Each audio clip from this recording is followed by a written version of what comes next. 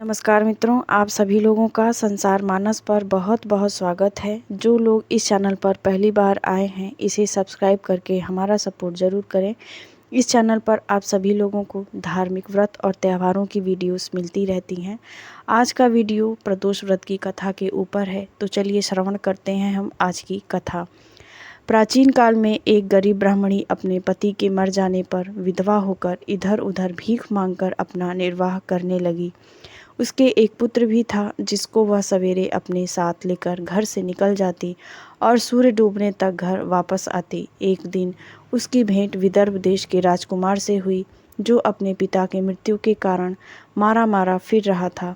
ब्राह्मणी को उसकी दशा देखकर उस पर दया आ गई और वह उसे अपने घर ले आई तथा प्रदोष का व्रत करने लगी।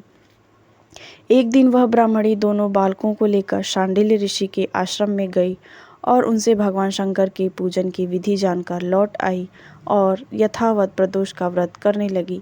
एक दिन बालक वन में घूम रहे थे।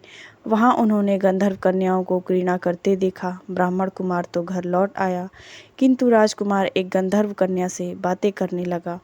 उस कन्या का नाम अंशुमति था।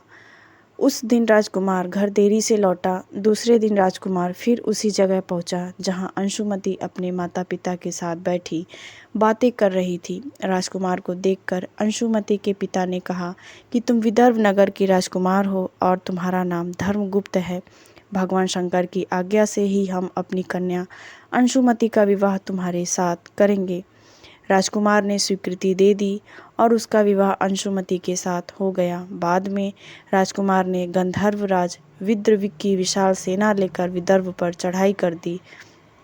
घमासान युद्ध हुआ। राजकुमार विजयी हुए और स्वयं पत्नी सहित वहां राज्य करने लगे। उसने ब्राह्मणी को पुत्र सहित अपने राजमहल में आदर के साथ रखा, जिससे उनके भी सभी दुख दूर हो गए।